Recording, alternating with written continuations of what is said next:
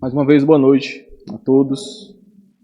Que a graça e a paz do nosso Senhor Jesus Cristo seja conosco. Nós vamos continuar refletindo, meus irmãos, no Evangelho segundo Marcos. Graças a Deus por esse momento que Ele nos dá para reflexão. Como eu já comentei com os irmãos na liturgia, nós iremos continuar meditando nesse extenso parágrafo que vai do versículo 20 ao versículo 35. Nós vimos no domingo passado uma parte dele, do 20 ao 30. Inclusive eu falei um pouco sobre a estrutura dele para os irmãos. E agora nós vamos fechar esse que é um sanduíche aqui em Marcos. É como eu vou comentar com os irmãos, vou lembrá-los disso. Até porque alguns também não estavam no domingo, né? Mas para que os irmãos, todos nós possamos entender melhor esse texto.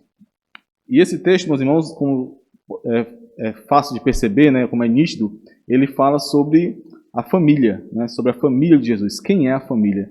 O Senhor Jesus finaliza esse parágrafo exatamente explicando quem é a sua família. Quem é a sua mãe, o seu irmão e a sua irmã. E é sobre isso que nós falaremos hoje, sobre a verdadeira família de Jesus. Um dos conceitos mais conhecidos, meus irmãos, por todos, não só entre os crentes, mas inclusive fora da igreja, é o conceito de que os crentes são uma família.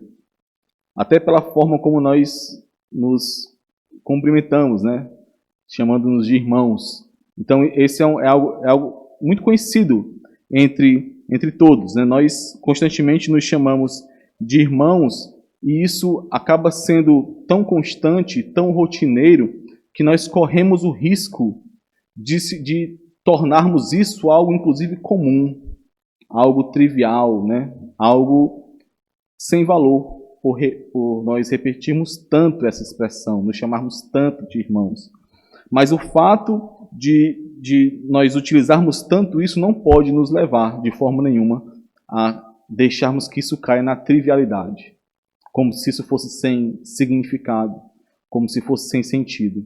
O fato de nós nos chamarmos de irmãos pressupõe que nós fazemos parte da família de Deus.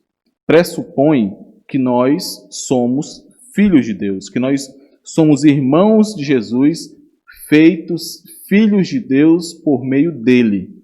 É isso que pressupõe quando nós nos chamamos, é isso que nós pressupomos quando nós nos chamamos de irmãos, que todos somos filhos de Deus por meio de Cristo. Assim como lá em João, capítulo 1, versículo 12, quando João nos explica que aqueles que então creram em Jesus, a estes foi dado o poder de serem chamados filhos de Deus, ou o direito de serem chamados filhos de Deus. Aqueles que são nascidos do Espírito, nascidos de Deus, não da vontade da carne, não do sangue, mas nascidos do próprio Senhor, nascidos do alto. Meus irmãos, se nós, ao nos chamarmos de irmãos, ao nos cumprimentarmos como irmãos, nós fazemos isso de forma simplesmente social, simplesmente para cumprir aqui uma convenção do ambiente em que nós vivemos, do local onde nós estamos. Se é isso que nós fazemos, se nós permitimos que chegue a isso, essa rotina de nos chamarmos de irmãos, logo, todos os pressupostos que eu comentei agora há pouco, dentre os quais o principal, o central, é de que se nós nos chamamos de irmãos, é porque nós somos filhos de Deus. Se nós levamos esse nosso tratar de forma simplesmente superficial, simplesmente social, simplesmente do ambiente em que nós estamos, logo nós iremos considerar também o pressuposto como sendo superficial. Se nós não nos lembrarmos o porquê que nós nos chamamos de irmãos, o porquê que nós, ao nos dirigirmos uns aos outros, nós nos chamamos de irmãos, nós esqueceremos também quem somos, que somos filhos de Deus, comprados por Cristo. E aí nós falharemos. Então, meus irmãos, eu gostaria de trazer uma reflexão sobre isso, sobre a família. Quem é a família de Cristo Jesus? Quem é a família de Deus? Por que nós nos chamamos de irmãos? O que significa para você quando você chama a mim ou a qualquer um dos membros dessa igreja, das pessoas que estão aqui nessa igreja, de irmão? O que isso significa quando você chama? Por que você nos chama de irmãos? Qual é, ou quem é, na verdade, a nossa verdadeira família? E o que isso significa? O que significa dizer que nós conhecemos a nossa família? E como nós conseguimos administrar os importantes, porque são importantes, as Escrituras definem como importantes, os importantes laços de sangue que nós temos neste mundo, que são importantíssimos, que devemos honrar, mas como nós conseguimos administrar esses laços de sangue com os laços eternos que nós temos em Cristo Jesus? Como fazemos isso? Esse texto, meus irmãos, do versículo 31 ao 35, onde nós iremos refletir hoje, ele fecha o sanduíche que nós iniciamos no domingo passado. No domingo passado eu falei que é uma característica do evangelista Marcos utilizar essa estrutura chamada de estrutura sanduíche, onde ele inicia um relato, uma história, uma narração, e antes que ela termine, ele introduz uma segunda história, que no caso aqui é a história dos escribas, para que então, ao nós entendermos o significado dessa segunda história, dessa história central, nós possamos, à luz dela, interpretar a primeira história. Então, só depois ele conclui a primeira história, né? Então, é por isso que é formado esse sanduíche que é falado, né, pelos teólogos, né? Então, ó, observem que dos versículos 20 e 21, nós iniciamos aqui um relato, que é o relato de que o Senhor Jesus voltou para a sua casa, ou para a casa de Pedro, na verdade, em Cafarnaum, e então os seus parentes, né, muito provavelmente os mesmos que são citados lá no versículo 31, ou seja, sua mãe e seus irmãos, estes, ao ouvirem que Jesus estava ali com tantas pessoas e cuidando de tantas pessoas, que ele não estava nem se alimentando, estes saíram provavelmente lá de onde eles estavam, lá em Nazaré, e foram para Cafarnaum para prender ao Senhor Jesus Cristo. É o que o texto nos diz, no versículo 21. E quando os parentes de Jesus ouviram isto, saíram para o prender, porque diziam, está fora de si. Meus irmãos, é importante perceber aqui como o conhecimento que os próprios parentes de Jesus, aqui sua mãe e seus irmãos, o conhecimento que eles tinham de Jesus, a forma como eles enxergavam a Jesus, a visão mundana acerca da resposta, quem é Jesus? Essa é uma resposta que nós estamos aqui em cada pregação, em cada reflexão buscando.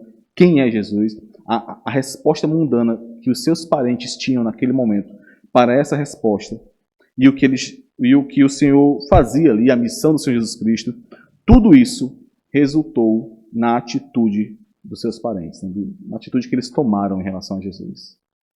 Eles buscaram prender a Jesus, eles buscaram barrar a missão de Jesus Cristo, porque não entenderam quem ele era. Meus irmãos, é muito importante nós percebermos isso. A forma como nós iremos agir diante deste mundo, diante da igreja, diante de quem nós somos como membros de uma igreja, ela irá ser totalmente moldada pelo que nós conhecemos de Jesus. Por quem é Jesus Cristo? Qual o entendimento que nós temos? O entendimento dos seus parentes, né? Esse entendimento fez com que eles buscassem prender a Jesus, ao invés de buscar estar com Jesus. Este engano que muitos poderiam relevar e associar a um cuidado com Jesus, né? Afinal, eles estavam aqui preocupados porque Jesus não estava nem comendo por conta do seu serviço aos que o buscavam. Alguns comentaristas acham também que eles estavam preocupados com a fama de Jesus e com a oposição que vinha se levantando contra Jesus. Então, muitos acham também por conta do relato dos escribas aqui, né? Que a família ficou preocupada não só com a saúde física, né, de Jesus por não estar se alimentando, mas também pelo fato da perseguição contra ele estar aumentando, né, progressivamente. Mas, independente desses motivos, a forma como Marcos estrutura esse capítulo para nós aqui, meus irmãos, esse bloco, nos deixa muito claro que essas não são desculpas plausíveis para a sua família. Marcos, utilizando a estrutura desse texto, como eu falei para os irmãos, o sanduíche, né, onde ele inicia o relato da família, vai para os escribas, que eram inimigos claros de Jesus, que o chamaram ali de enviado de Beelzebul, enviado de Satanás, como aquele que fosse filho de Satanás. Essa era a blasfêmia que eles estavam proferindo ali. Marcos organiza esses dois relatos de forma que, ao olharmos para o relato dos escribas, nós possamos ter noção da profundidade assustadora do que os parentes de Jesus estavam fazendo. Eles não estavam cometendo um erro simples. Como eu comentei com os irmãos no domingo passado, eles estavam trilhando um caminho de perdição. O caminho que os fariseus já tinham chegado ao ápice, a blasfemar contra o Senhor Jesus Cristo, que não teria mais perdão, na verdade, blasfemar contra o Espírito Santo, né, que não teria mais perdão. Estes, os seus parentes e qualquer um outro que não entendesse que conhecer a Jesus, que estar diante de Jesus, que aprender de Jesus era muito mais importante que qualquer outra coisa, estes que estão de fora da casa, como eu falei, né, estão do lado de fora da casa, estes estavam em grande perigo.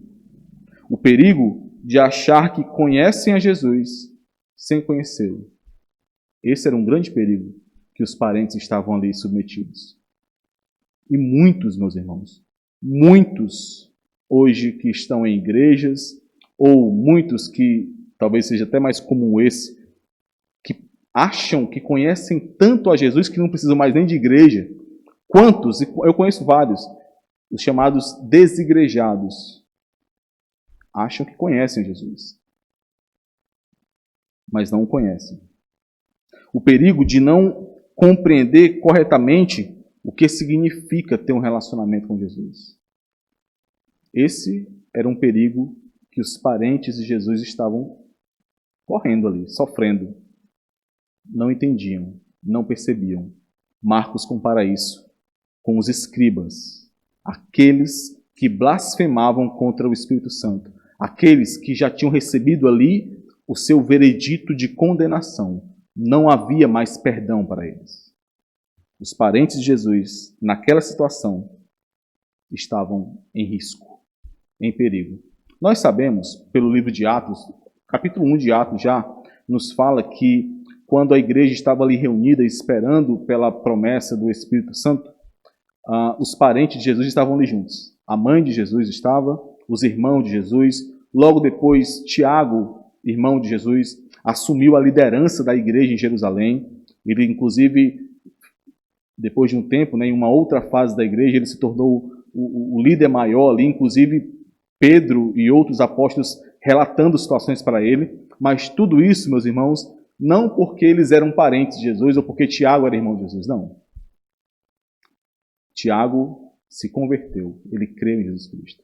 Não foi uma herança que foi passada para Tiago. A ideia de Marcos aqui, meus irmãos, é que ao nós interpretarmos o erro dos parentes de Jesus, ao nós nos perguntarmos o que é que eles estão fazendo ali, o que é que eles fizeram, ao nós nos perguntarmos qual era a intenção do coração deles, ao nós nos perguntarmos quais seriam as consequências desse erro, o que é que poderia acontecer devido ao erro deles, de não conhecer a Jesus ali, de não entender quem era Jesus Cristo. A ideia do evangelista Marcos é que quando nós formos buscar essas respostas, que tudo isso seja iluminado, interpretado pela história, pelo relato dos escribas. É por isso que ele usa essa técnica. Ele quer nos alertar, como eu comentei com os irmãos no domingo, ele quer nos alertar, e a todos aqueles que convivem de uma forma ou de outra em torno ali de Jesus, sejam discípulos ou não, seja multidão, alertar que há um perigo muito grande em estar do lado de fora, em não estar na casa ali cercado, rodeado, ou melhor, centrado no Senhor Jesus Cristo. Não adianta, meus irmãos, não adianta você dizer que conhece o Senhor Jesus Cristo sem saber realmente quem Ele é. Sem que a palavra de Deus revele e o Espírito Santo aplique essa revelação ao seu coração. As suas credenciais meramente religiosas não servem, meus irmãos.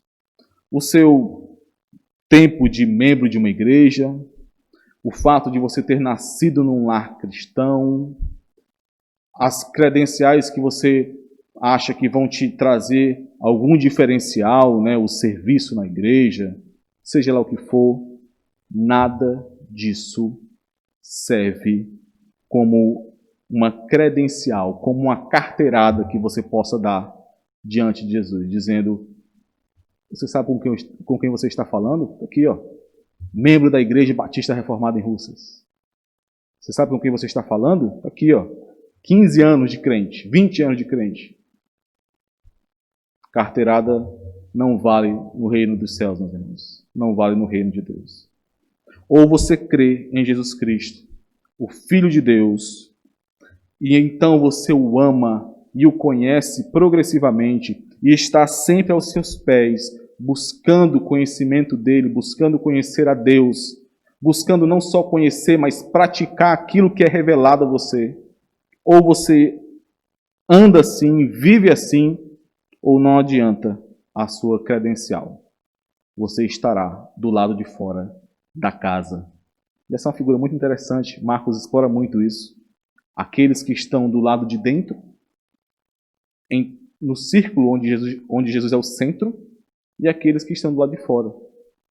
Os de dentro são os discípulos, os de fora são qualquer outros, tanto faz, os inimigos declarados ou os indecisos.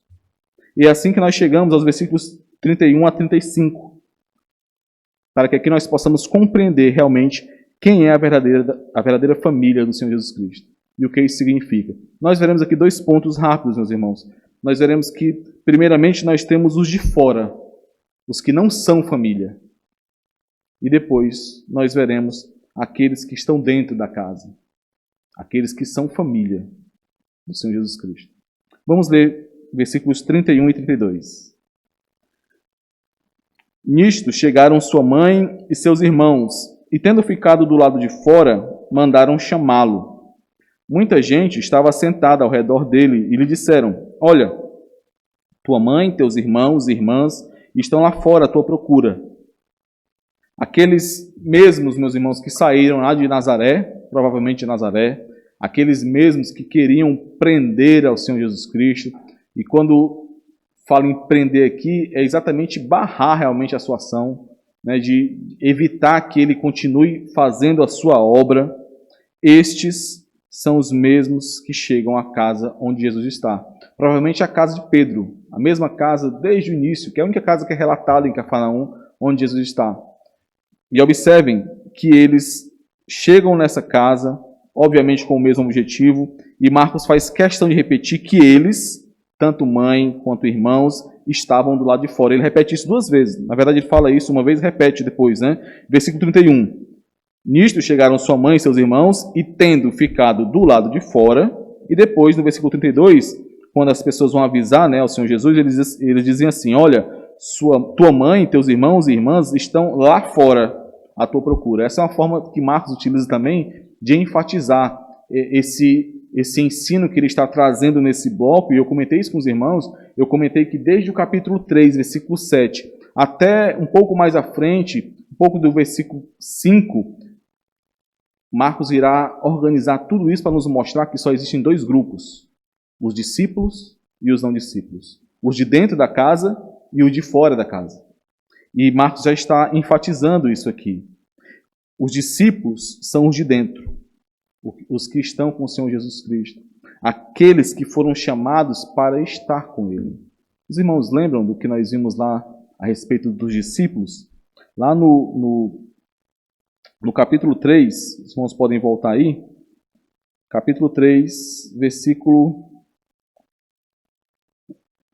14, quando o Senhor chama os 12, ele fala assim: então designou 12 para estarem com ele e para os enviar a pregar e exercer a autoridade de expelir demônios. Nós vimos isso. O Senhor Jesus chamou os seus discípulos e aqui os seus apóstolos para si, para estarem com ele, para serem dele. E então, a partir disso, sendo esse o centro, cumprir a sua missão. Os discípulos, da mesma forma, foram chamados para estar com o Senhor Jesus Cristo e para fazer a vontade de Deus. Isso vai ser apresentado de diferentes aspectos. Para os apóstolos, fazer a vontade de Deus era ser apóstolo. Para os discípulos, isso vai depender do seu chamado. Não é? Esses são os de dentro, os discípulos. Já os de fora, por mais que pensem que possuem algum vínculo com o Senhor Jesus Cristo, por mais que pensem que possuem algum privilégio, como é o caso da família de Jesus, da mãe de Jesus, dos irmãos de Jesus, se estes não entendem quem é o Senhor Jesus Cristo. Não com uma visão humana, simplesmente, mas pelos olhos da fé, pela revelação que é dada somente pelo Espírito Santo de Deus. Se estes não entendem quem Ele é, e então não creem nele, estes estão do lado de fora, meus irmãos. E Marcos faz questão, ao utilizar essa estrutura, eu repito, ao colocar a história dos escribas entre esse relato da família, os que estão do lado de fora são comparados aos próprios escribas, aos opositores máximos ali do Evangelho e do Senhor Jesus Cristo. Nós precisamos, ao perceber isso aqui, meus irmãos, entender que nós temos que ter muito cuidado com aqueles que estão ou que se mostram como em cima do muro. Os mais jovens, principalmente, claro que nós mais velhos também temos esse risco, não é? Mas os mais jovens precisam ter muito cuidado com aqueles que se aproximam falando com uma linguagem muito piedosa, uma linguagem de crente, mas que não vivem isso. É muito comum nós nos encontrarmos com pessoas que parece que facilmente se identificam conosco. E então, ela chega na sua casa, por exemplo, falando no telefone e falando um palavrão, esbravejando e soltando, né, os cachorros, como dizem, com todo mundo, mas de repente, quando elas percebem que você é crente, passa-se 2 minutos, elas estão cantando um corinho evangélico. Elas começam a falar com uma linguagem diferente. Meus irmãos, isso acontece nas escolas, nas faculdades, nas ruas. Nós temos que ter muito cuidado com aqueles que tentam simular piedade. Com aqueles que, não conhecendo o Senhor, querem mostrar que o conhecem. Então, se você percebe alguém que se aproxima de você, que fala como crente, mas não vive como crente, porque em algum momento vai se mostrar. Se afaste, corra, muito cuidado. Eu já falei com os irmãos, eu gosto muito de assistir alguns filmes, né? E tem um que eu gosto muito que é o Matrix. Acho que alguém já assistiu aqui, né? E nesse filme, o primeiro filme da Matrix lá, quando o Neo lá, que é o escolhido deles lá, né? Ele vai receber as instruções, o Morfeu, que é o grande chefe lá, diz assim para ele: olha, muito cuidado quando você estiver na Matrix, porque todo aquele que não foi desconectado na Matrix, todo aquele que está ligado a ela lá ainda, que não foi libertado como você está, este é um agente em potencial. Em qualquer momento, um agente pode assumir o corpo dele e você vai ser morto ali por ele. Muito cuidado, meus irmãos. Qualquer um deste mundo, que vive neste mundo, que não conhece ao Senhor Jesus Cristo, por melhor que seja a sua conversa, por mais piedoso que ele pareça, ele pode sim oferecer um grande risco à sua vida. Muito cuidado. Só existem 2 grupos, os discípulos e a multidão. No meio da multidão está tudo aquilo que não é discípulo. A família de Jesus e aqueles que até acham que são família, mas não são. Os de dentro e os de fora. Quer dizer que eu vou viver isolado do mundo? De forma nenhuma. Lá em João capítulo 17, o Senhor está orando e ele diz: oro por estes, porque eles estão no mundo, mas não são do mundo. Temos que ter muito discernimento, cuidado e atenção com aqueles com quem nós nos relacionamos. Os parentes, então, mandam chamar ao Senhor Jesus Cristo, né? Nós vemos aqui no versículo 32. A mãe e os irmãos de Jesus chegaram, ficaram do lado de fora. Devemos lembrar, meus irmãos, que nessa mesma casa, alguns versículos atrás, nós soubemos que um paralítico chegou para ser ali curado, sendo sustentado pelos seus amigos, e estes perceberam a mesma multidão. E eles não ficaram do lado de fora. Foi o que eles fizeram? Eles deram um jeito. Eles destelharam a casa, lá, né, tiraram a coberta e entraram porque eles precisavam estar diante de Jesus. A família aqui não fez isso. A mãe e os irmãos de Jesus mandaram um recado para que quem pudesse chamasse o Senhor. E, obviamente, meus irmãos, aqueles que estavam naquela casa, como eram judeus, eles sabiam muito bem da importância da família, da honra que eles tinham diante de Jesus. Então, com certeza, foi uma grande surpresa a resposta que veio do Senhor Jesus Cristo. E qual foi a resposta? Esse é o nosso segundo ponto, né? Somente os de dentro são família. Versículos 33 a 35.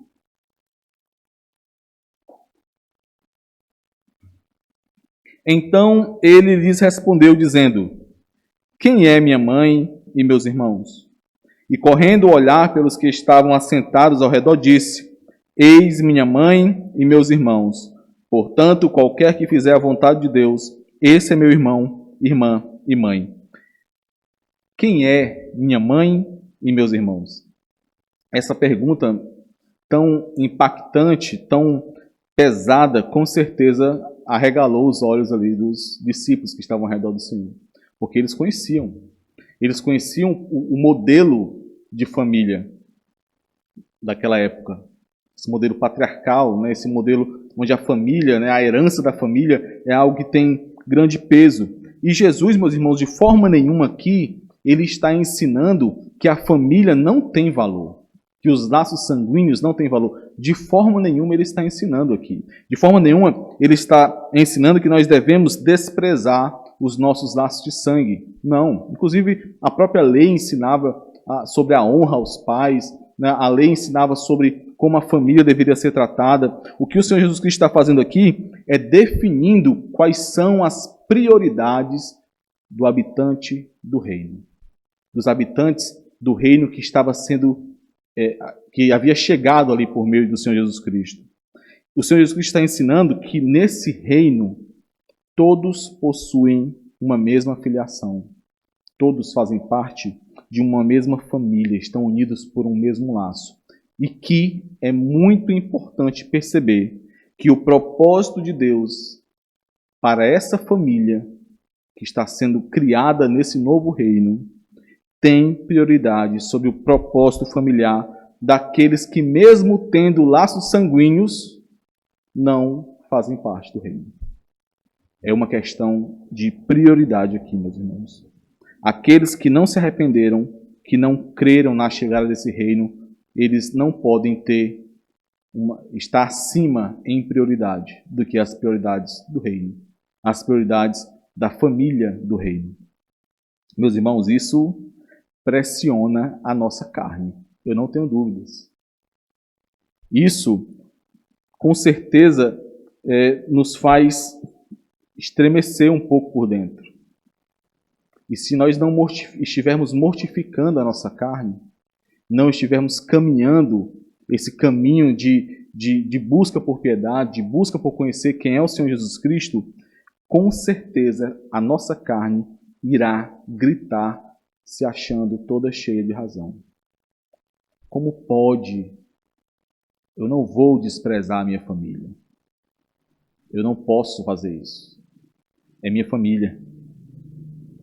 Mas ainda assim, meus irmãos, essa pergunta permanecerá. Quem é minha mãe? Quem são os meus irmãos? Quem é a minha família? Como nós precisamos ter cuidado com isso. Em muitos lugares, meus irmãos, em muitas igrejas, eu espero que os irmãos nunca vejam isso de perto, porque é algo muito triste, né? Em muitas igrejas, os laços sanguíneos têm gerado verdadeiras gangues dentro da igreja. Verdadeiros grupos onde uma mentalidade carnal se sobressai na igreja.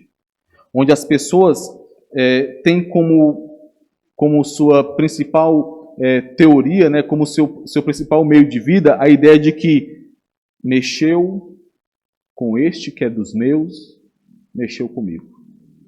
Isso não pode ficar assim.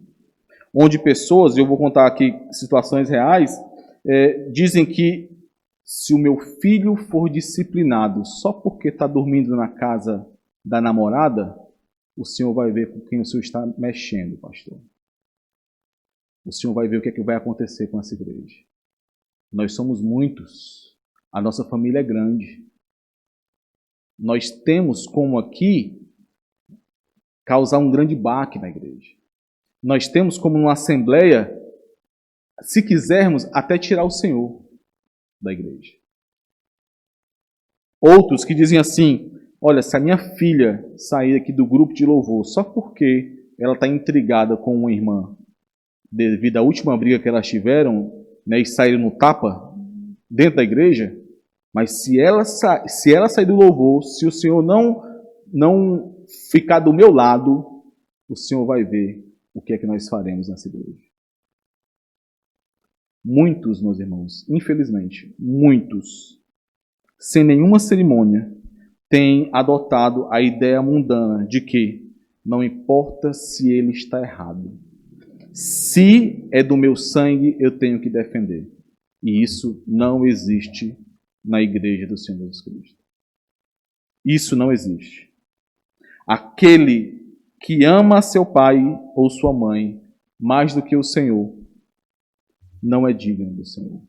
Aquele que ama mais o seu filho ou a sua filha do que ao Senhor, não é digno do Senhor.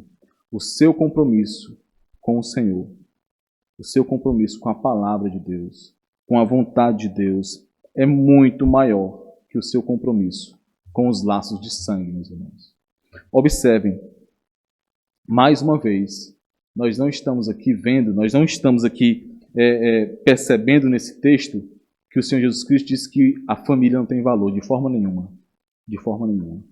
Mas, se você não entende que o compromisso com o Senhor, com o reino, é maior do que o compromisso com os erros da família, você não conheceu a Cristo.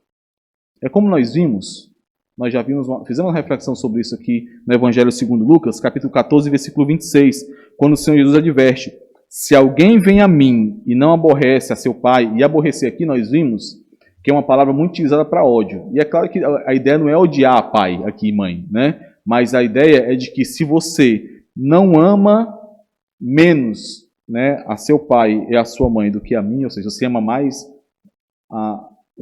ao Senhor Jesus, né? Tem que amar mais ao Senhor Jesus do que ao seu pai e sua mãe. Então ele diz, se alguém vem a mim e não aborrece a seu pai e mãe e mulher e filhos e irmãos e irmãs e ainda a sua própria vida, não pode ser meu discípulo.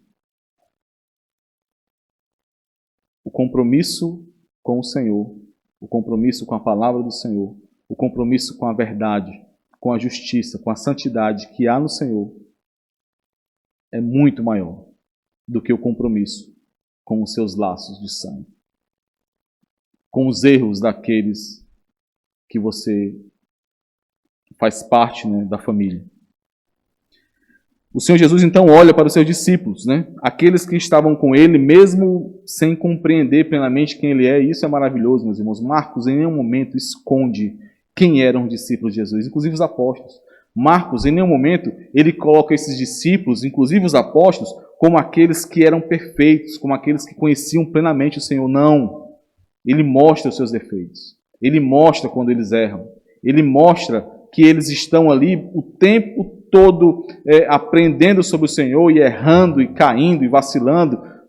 Para que maior exemplo que Pedro, que em alguns versículos ele se coloca como aquele que que é revelado, que é iluminado pelo Espírito Santo e diz: tu és o Cristo, o Filho de Deus. E logo em seguida o Senhor diz para ele: arreda-te de mim, afasta-te de mim, Satanás. Os discípulos não são perfeitos aqui. Não são homens que não pecam. Mas eles têm uma característica muito peculiar, meus irmãos. Eles estão sempre com o Senhor Jesus Cristo. Eles estão sempre ali diante dele. Contristados, arrependidos, moídos, mas diante dele, aos pés dele, buscando conhecer mais a ele. O Senhor Jesus Cristo então olha para estes e diz: vocês são a minha família. Ele diz, e correndo o olhar pelos que estavam assentados ao redor, disse: eis minha mãe e meus irmãos. O Evangelho segundo Marcos, ele acrescenta que o Senhor Jesus Cristo ele estica a mão e aponta para os seus discípulos. Estes que estão aqui comigo são minha mãe e meus irmãos. Portanto, qualquer que fizer a vontade de Deus, esse é meu irmão, minha irmã e minha mãe. Vocês que são meus discípulos, que estão comigo, que fazem a vontade de Deus, vocês são a minha família. Mesmo ainda confusos, meus irmãos, com alguns assuntos que eles não entendiam, mesmo ainda que errando e pecando contra o Senhor, ainda assim, nós fomos chamados e comprados para Ele. Nós somos dele, meus irmãos. Família dele. Se nós estamos aos pés do Senhor constantemente, buscando conhecer mais da sua palavra, buscando entender, porque nós não entendemos tudo, meus irmãos. Nós não precisamos querer nos enganar. Muitas coisas nós não entendemos. Mas uma coisa nós sabemos: o Senhor Jesus Cristo é o Filho de Deus que nos salvou. Nós éramos totalmente perdidos. O nosso pecado pesava sobre nós. Mas Ele nos libertou. E nós queremos conhecer mais dele. E enquanto não o conhecemos, tudo que nós fazemos é isso.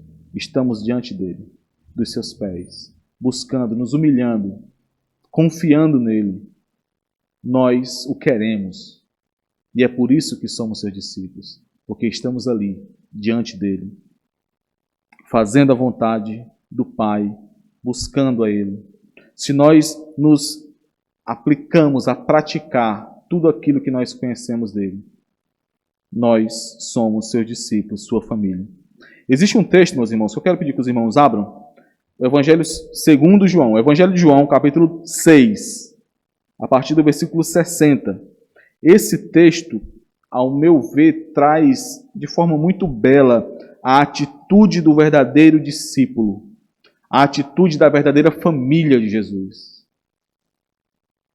E é interessante que isso vem daquele que talvez mais tenha errado em função de sua proximidade com o Senhor e de quem ele era ali diante do Senhor.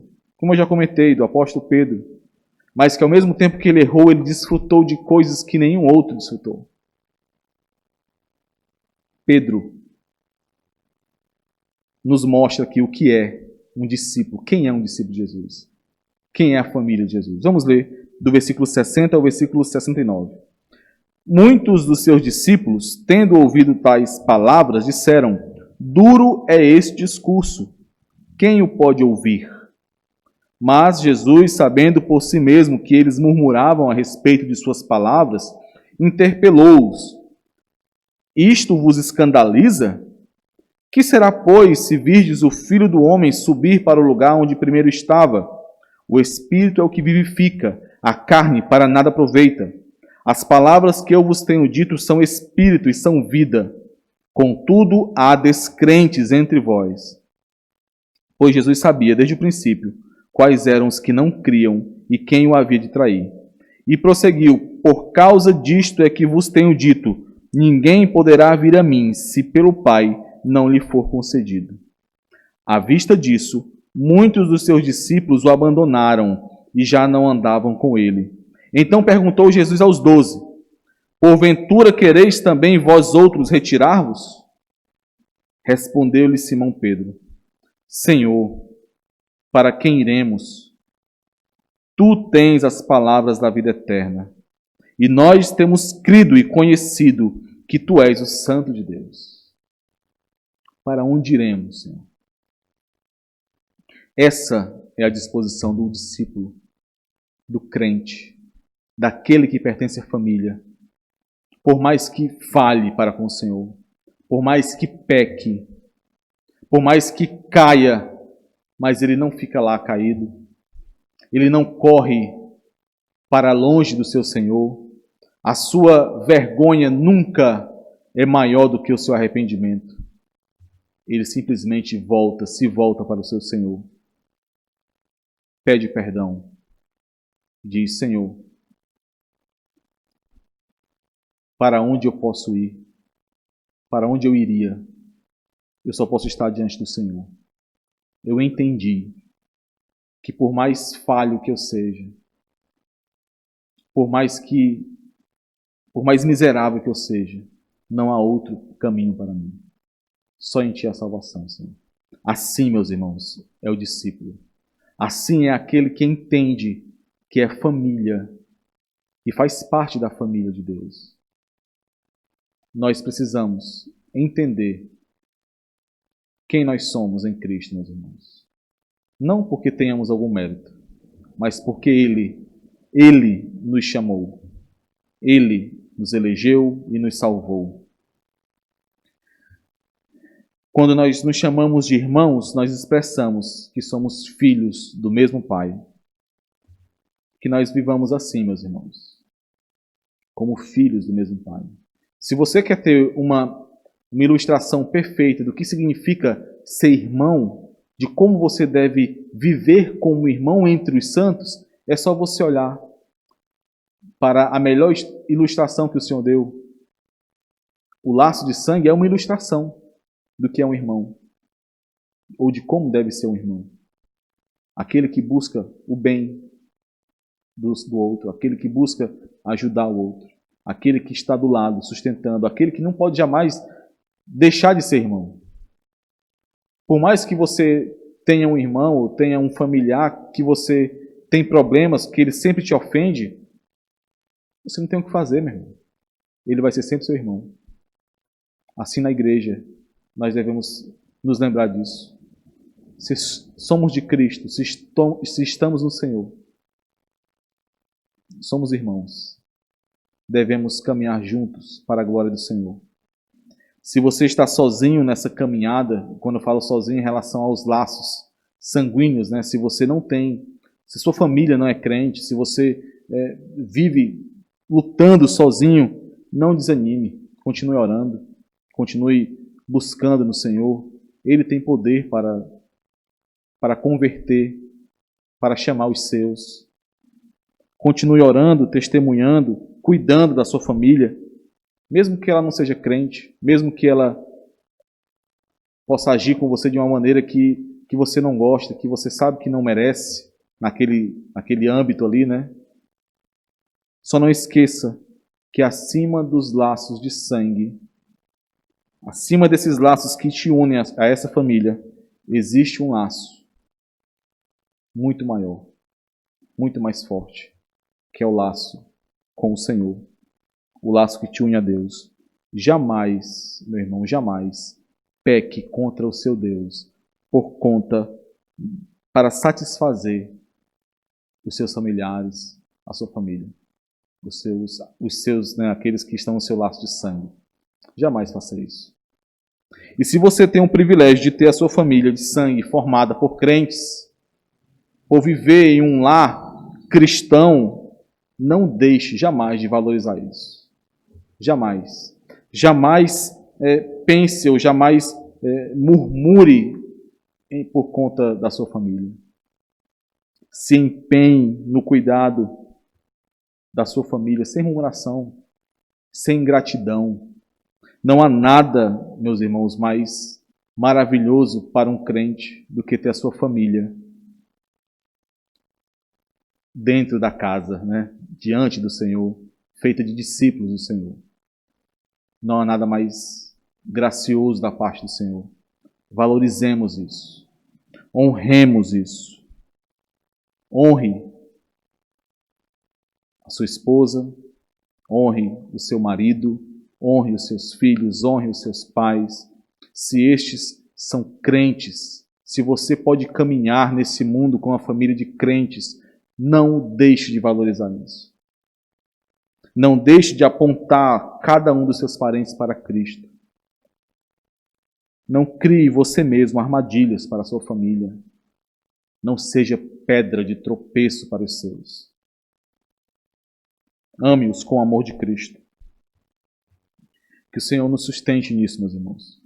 Que o Senhor nos permita caminhar nesse mundo sabendo das prioridades que nós temos e amando a nossa família, tanto aqueles que o Senhor nos deu como laços de sangue, testemunhando de Cristo para eles, mas também amando verdadeiramente, com o amor de Cristo também, os da família da fé, aqueles que nós caminharemos eternamente conhecendo ao Senhor, desfrutando do Senhor todos juntos. Vamos orar? Senhor amado, nós somos tão gratos ao Senhor pela nossa família, esse agrupamento aqui de santos, esse conjunto de pessoas que não tem qualquer merecimento, Senhor, mas que o Senhor de forma tão graciosa resgatou das trevas. Ó Senhor, nos ajuda a entendermos quem nós somos no Senhor, a entendermos que somos filhos de Deus, família de Deus, e a vivermos, Senhor, de maneira digna disso. Nos abençoa, Pai. Abençoa a Tua igreja, abençoa a cada um de nós aqui, abençoa os nossos irmãos que não puderam estar conosco hoje. Que o Senhor use cada um de nós para o sustento e para a edificação do outro, para que assim, Senhor, a Tua igreja avance, para que o Teu reino avance, para que o Senhor seja glorificado por meio de nós. No nome do nosso Redentor Jesus Cristo que nós choramos, Senhor. Amém.